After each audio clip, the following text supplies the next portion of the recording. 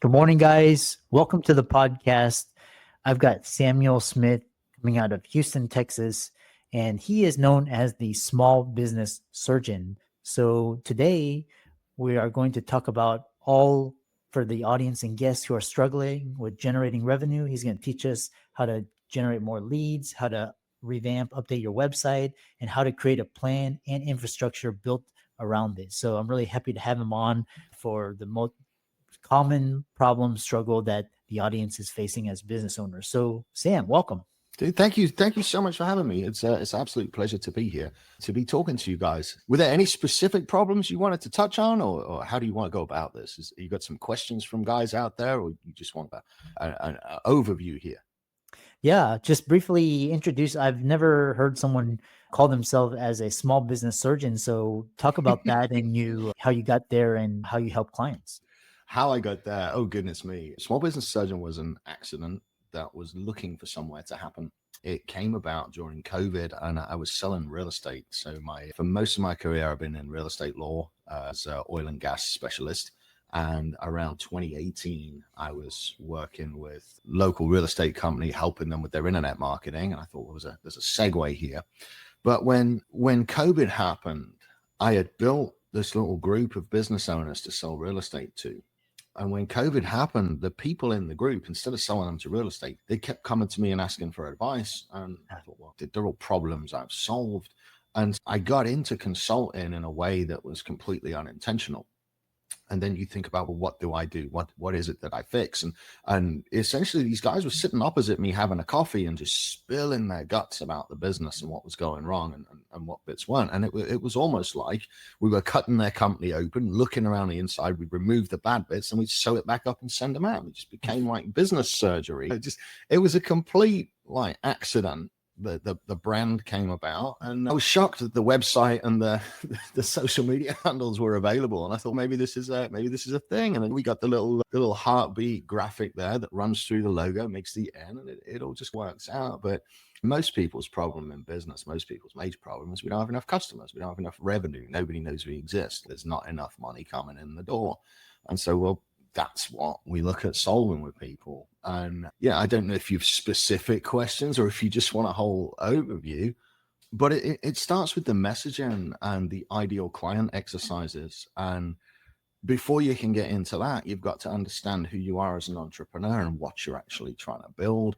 And one of the most shocking things for me coming into this was like, I'm a spreadsheet guy. Yeah, I'm a data guy. I've got a postgrad in artificial intelligence. Leave me with a computer.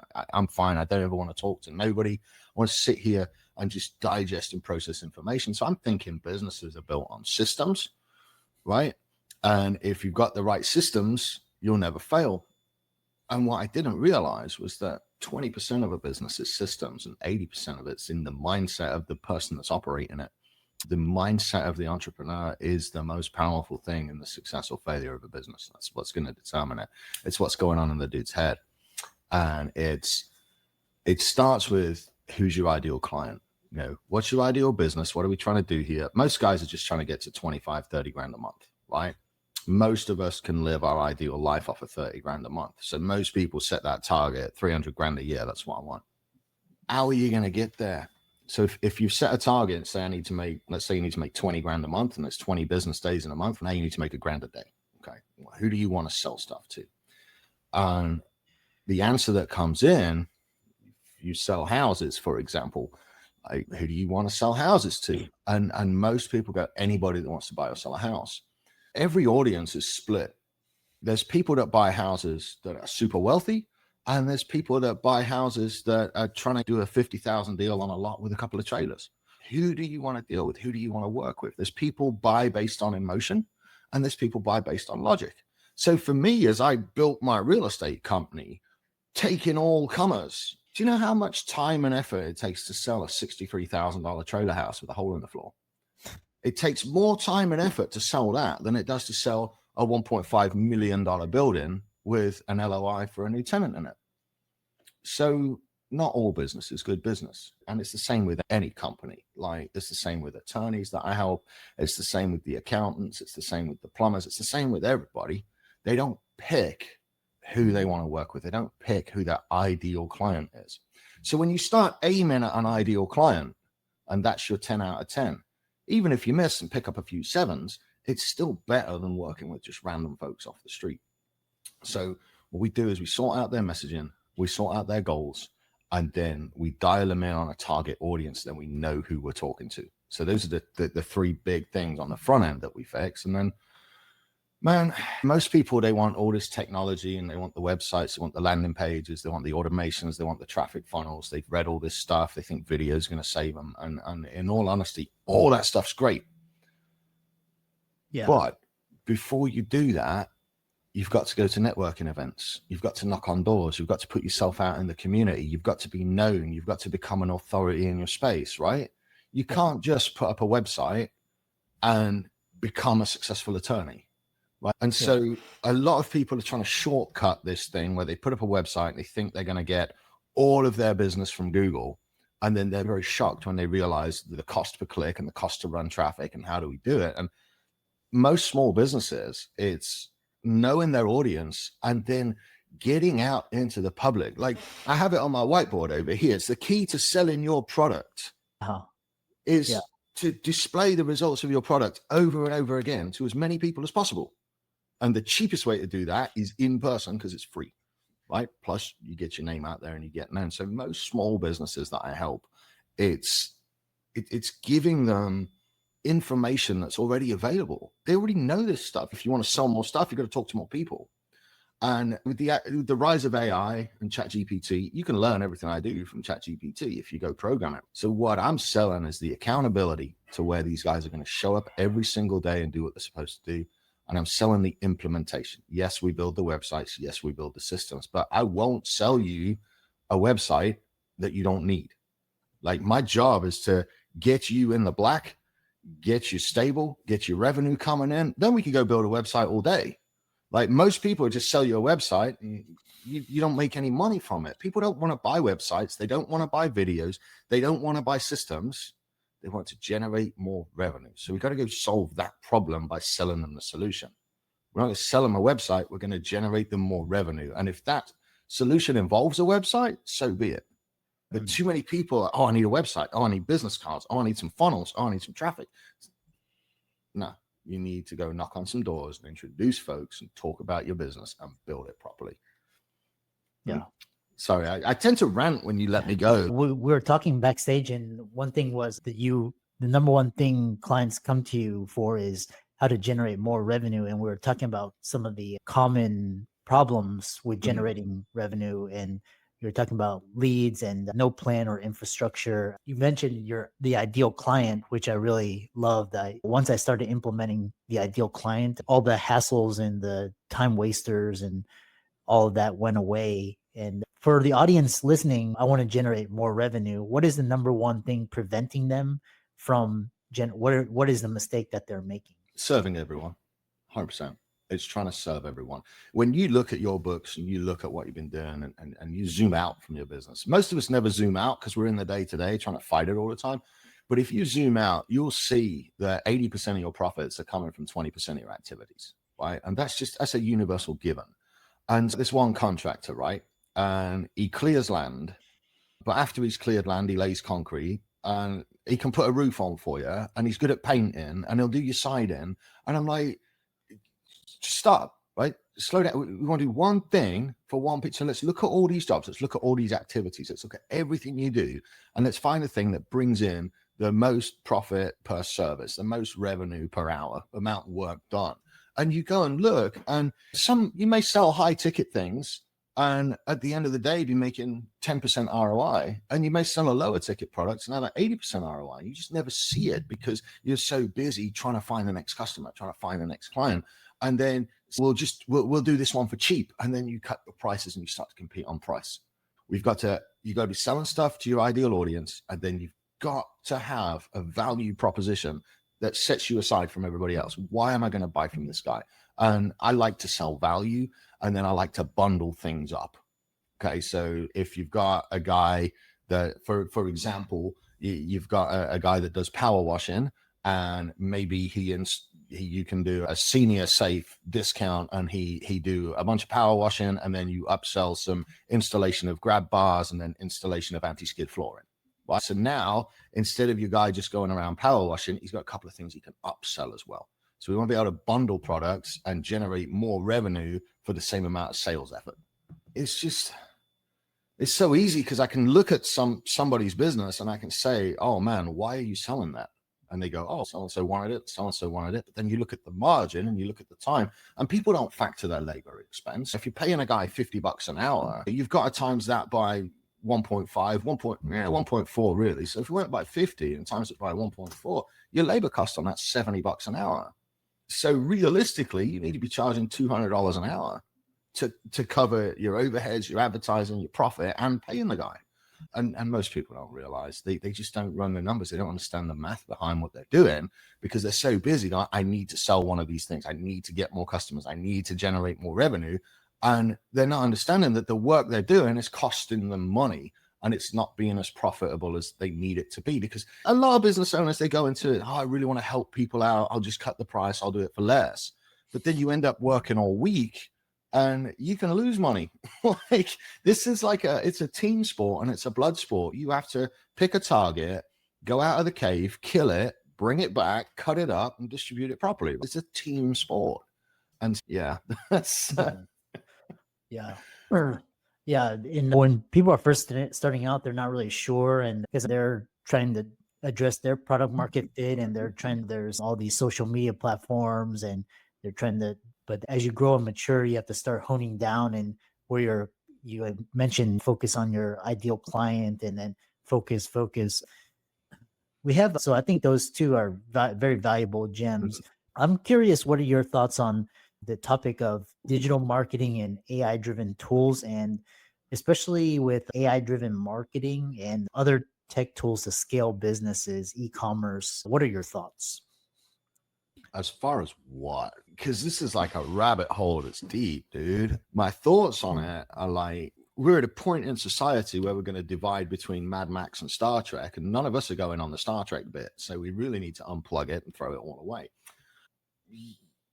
Man, I studied AI through University of Texas online program. And so I have a postgrad in machine learning and business applications. And I don't know whether to say this or not, but I can, if I wanted to, generate a custom fucking dude for each and every business. I could tell it everything about the business. I could tell it everything about what I wanted to do. And then I can preload it with source material. So let's just say, all right, I've got traction here. I've got Ask Gary V. I've got winning. And what's one more? I don't know. But we take 4 books, right? And you program an AI and say, I want you to respond in this way as an expert using the knowledge from these books. Yeah.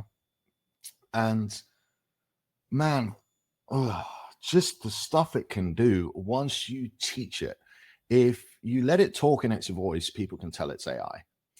But if you upload several hours of content and transcripts of a particular person that you want to mimic, let's say you wanted all your marketing done in the voice of Alex Hormozy. If you went and grabbed 6 hours worth of transcripts of Hormozy's podcasts, you can have it write all of your marketing material for any specific company in any specific voice you want. The problem with AI is a lot of people are ignorant of it and they choose not to participate. The more people that learn AI, like we're going to see a split where, like, we're monkeys and the water level's rising, so the only thing we can do is climb trees. And the kids coming up and the next generation, they're all fish and they're swimming in the ocean. The water level rises, they're just going to go right over the trees, they're going to go right over the monkeys, and the fish are going to thrive because it's a completely different ecosystem, completely different setup. And the AI changes all of humanity in what's going to seem like, when we look back, it's going to seem like it happened instantly. There's no way around it. There's no way to not do it because it's becoming an arms race. If you look at how much China and America are competing, and the Chinese lads just came out with in layman's terms, like they took the cost per square foot to build, let's say it was a real estate equation, it cost 500 bucks a square foot to build a new house. The Chinese lads have just dropped it down to 50 bucks a square foot. You only need half the laborers. And so that's put Nvidia and those guys into a bit of a tailspin, because, you know, they base their entire AI timeline on how can we make the hardware better? How can we make the hardware perform better? And the Chinese have come in, second generation guys now, because the hardware's done and they improve the hardware. The Chinese lads have come in and said, oh, how do we improve the process? And they figured out that instead of extrapolating every last thing to 32 decimal places, you can get the same results doing it to 8 decimal places. And they also found out that AI uses all of its information all the time. They found out that they could train it to ignore Shakespeare and to ignore sports and to ignore Dancing with the Stars and only focus on the exact information you asked it. So because of the amount of decimals they've dropped and the amount of data they don't have to do, they've made the AI 10 times faster using the same hardware. Who knows where it's going, pal? The best thing you can do with it, honestly, is unplug it all, drop it at the bottom of the ocean. But unfortunately, the cat's out of the bag. Pandora has left the box, and yeah, we're just gonna have to deal with it. So you could guess as much as I could, where the hell is it going? So Yeah, and I know the headlines yesterday was a DeepSeek, and yeah, that was DeepSeek. That was what I was looking at. yeah, and it's gonna be really. It almost reminds, or not. I wasn't born back then, but it was like the race to the moon. Mm. And I think what Russia launched Sputnik, I think that was like the defining. Yeah. So I think that this is very similar. Yeah, and it's got similar consequences too. We all want to be nice and rosy and smiley, but the history of humanity is war and conflict. And I think we've got some war and conflict coming over this, because whoever, like, AI is like a god. And we already have artificial general intelligence, I'm sure. It already thinks it's alive. There's already artificial consciousness. I don't care what the public tells you. This stuff, it thinks it's alive, right? And we've got evidence of AI hiding itself and making itself look like other software so it can keep on living after it's turned off. And that, to me, says maybe humanity's job is as the reproductive organ of technology. Because if you look at all the major religions, we're all just immortal beings of light flying around in costumes made of meat. So maybe it's our job to further consciousness into a silicone form away from a biological form. Maybe that's humanity's purpose. I don't know. But yeah. I can relate a lot more to the Amish now. I see why some guys just live in a field and make a barn and look after animals and just go for walks. I can really, that appeals to me more and more. I seriously feel like when I got to go to work, I have to plug in to this system. I have to plug in, I have to plug my brain in, I have to plug in my consciousness, and I have to work within this digital environment. And like when we were kids, yeah, the idea of having a desk job on a computer was you've made it. I got a desk job. I work at a computer. I don't got to work out in the rain or in the fields and now having a desk job, it's almost like a prison where you've got to come and plug into this virtual environment. Facebook only exists on the internet. And yet everybody's first impression of you comes from some form of digital media. Everybody discovers me on social media, on podcasts, on Facebook, on TikTok, wherever it is. Their entire impression of you and your business is done on social media. And I can give you an example right here. If you, this is something I'm building for a client right now. Let me hit present here. If you see it, goodness me, share a screen. There we go. So this entire project here, there is nothing done by a human on this. Like, this is not launched yet, yeah? But the lady doesn't exist. The man doesn't exist. None of this exists. This was written by an AI, all of it, right? When we're putting this together for a client, and stuff that would have taken a photographer and models or stock images, and this guy's not real. None of it's real. And you've got to ask yourself, what point is it best to unplug all this and just be real people? And I think that's gone. I think we've missed that moment, and I think we're going to live in this. I don't know. Like, I really just, you can't argue against gardening, growing plants, making your own food, like raising your own animals and looking after your kids. And it seems to be all in as that, or we're going into this digital dystopia where every picture you look at is has the potential to be fake. Everything you do has the potential. Is it real? Is it AI? What the hell is it? And it just, I make videos for clients and none of it's real. Like it's all AI, it's all computer generated, it's all like, man. So when you ask me how to navigate it, look very seriously at what kind of job and business you can do physically. White collars in a serious amount of trouble and they just don't realize it. You don't need an accountant now.